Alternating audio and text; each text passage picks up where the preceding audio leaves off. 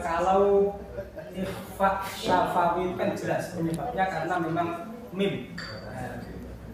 Yang saya tanyakan tentang ikhfa hakiki. Pengertian dari hakiki di situ bagaimana? Makna dari hakiki. Hakiki itu hanya untuk membedakan antara mim dan nun saja. Hanya untuk membedakan saja supaya masing-masing ada ciri khas definisi lah, ya. Ciri khas definisi ditambahi dengan ikhfa hakiki. Tapi kalau disebutkan ikhfa gitu saja seperti Imam Al-Jazari menyebut ya ikhfa saja, ya.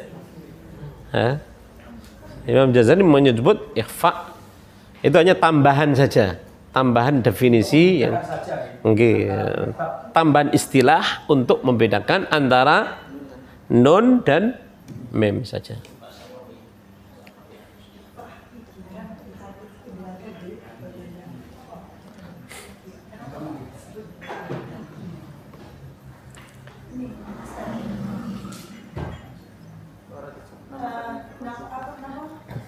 Idgham tam dan idgham hadis itu hubungannya dengan idgham mutamathilain, idgham mutadanisain dan mutaqaribain itu bagaimana?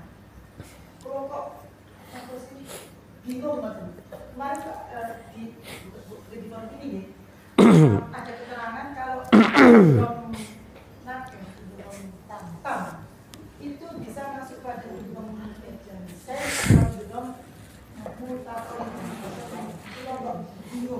definisi dari idgham tam sendiri itu bagaimana, idgham bagaimana?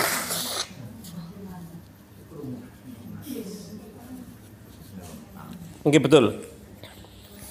Jadi yang disebut dengan idgham tam dan naqis itu ada pada sifat sebenarnya, ya. Kalau disebut dengan kamil, idgham kamil itu huruf yang diidghamkan pada huruf yang ada di depannya karena alasan mutamatsil atau karena alasan mutaqarib atau karena alasan mutajanis, ya. Disebut dengan kamil karena sifatnya pun juga ikut dimasukkan ke dalamnya. Ya. Seperti contoh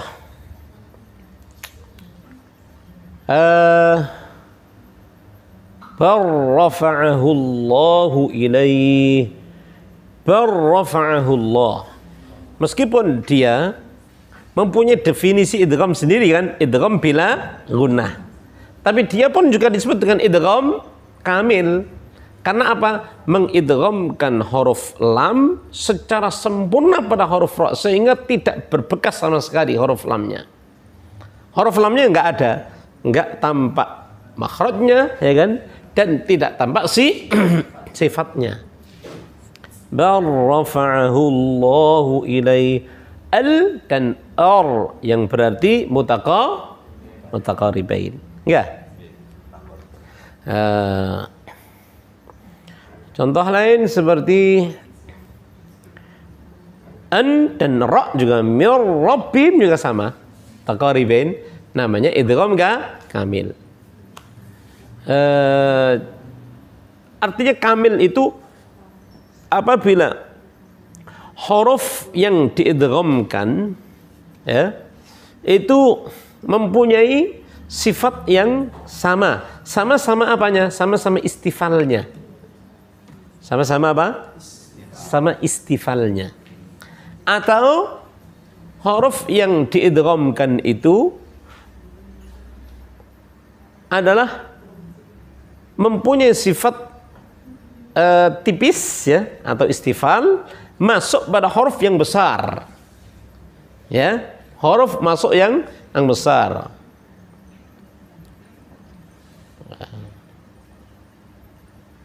Bayyanat ta'ifah, ya, bayyanat ta'ifah, huruf ta kecil kan, istifal, masuk pada huruf besar, itu disebut dengan idgham apa? kamil, meskipun ada nama lain yaitu idghamnya karena mutajanisin, karena huruf ta kan sama makhrajnya dengan huruf ta, tapi beda di sifatnya, itu kamil. Ya. Tapi ketika kita menjumpai huruf yang diidghamkan itu sifatnya lebih besar, ya. Sifatnya lebih besar seperti huruf ta diidghamkan pada huruf ta, maka dia nakis, tidak bisa sempurna, tidak kabeh. Idghamnya enggak melbu kabeh. Tapi ada yang tersisa. Apa itu? Sifat tafkhimnya ta. La im basatta. Tidak boleh dibaca la im basatta, enggak boleh.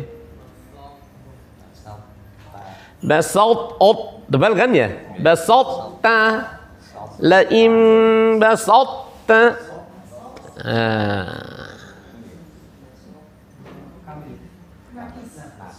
Nakis karena berkurang, ada yang berkurang, tidak kamil, tidak sempurna. Oke. Dan ada dalam satu kalimat yang mempunyai dua hukum sekaligus, yaitu huruf qaf bertemu dengan huruf kaf. Alam nakhluq masih ada sifat tafhimnya, berarti nakis. Nakhluqkum, ya, nakis. Dan bisa juga dibaca kamil karena posisinya qaf itu adalah masih dalam kategori isti'la biasa, bukan sampai pada sifat idbaq. Makanya boleh dibaca apa? Kamil. Alam nakhluq menjadi kaf, nakhluqkum yang menjadi kamil. Boleh kedua-duanya. Oke, jelas ya? Jelas idgham kamil tadi nggih. Kamil. Saya tanya, monggo. Mungkin perlu penjelasan terkait perbedaan iklab dengan Pak Syafawi, karena mungkin sebagian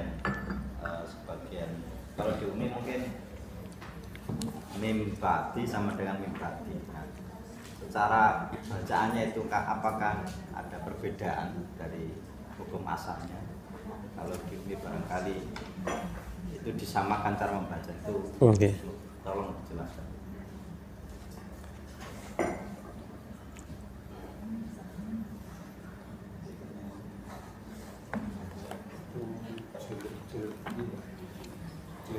Kenapa? Oke, jadi terkait dengan apa? Bacaan iklab dan ikhfa syafawi itu kan mim kan? Iklab itu kan qalbun nuni miman, ya kan? Qalbun nuni min berqalb berarti dibalik. Artinya dari nun menjadi mim. Sehingga hukumnya adalah sama seperti ikhfa syafawi, yaitu mim sukun bertemu dengan huruf ba. Mim sukun bertemu dengan huruf ba, hukumnya adalah ikhfa. Okay. Yang dimaksud ikhfa di sini adalah bukan idgham, gitu ya. Bukan apa? Bukan idgham, tapi ikhfa di sini adalah menyamarkan suara mim pada huruf ba yang ada di depannya ma'al ghunnati bersamaan dengan gunnah. Okay. Bersamaan dengan gunnah. Sedap.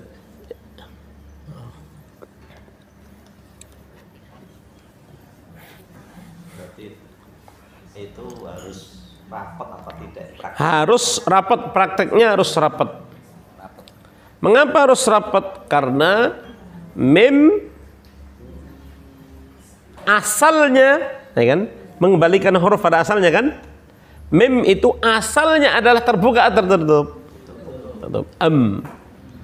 Begitu pula halnya dengan ba, asalnya makhrajnya tertutup atau terbuka? Tertutup.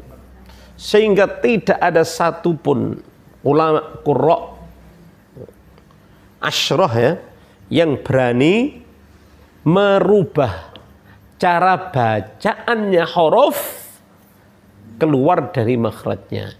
Makanya diwanti-wanti kan sama Al-Jazari tadi yang kita baca tadi, waraddu kulli wahidin li aslihi, wajib mengembalikan huruf pada asalnya, yaitu asalnya yang dimaksud dengan makhrajnya.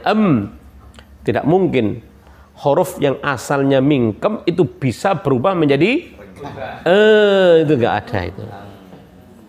Sebagaimana ya kan Imam Asy-Syatibi menjelaskan alasan mengapa tidak ada bacaan ismam dan raum pada huruf yang diidghamkan, ya. Huruf yang diidghamkan. Diidghamkan itu jika huruf itu dari mim dan ba. Tapi selain daripada mim dan ba masih ada boleh huruf yang asalnya itu adalah tidak gunnah kemudian tidak idgham kemudian diidghamkan, boleh dibacakan wajah ismam dan lam seperti la ta'manna. Asalnya itu la ta'manuna, ya kan? La ta'man kemudian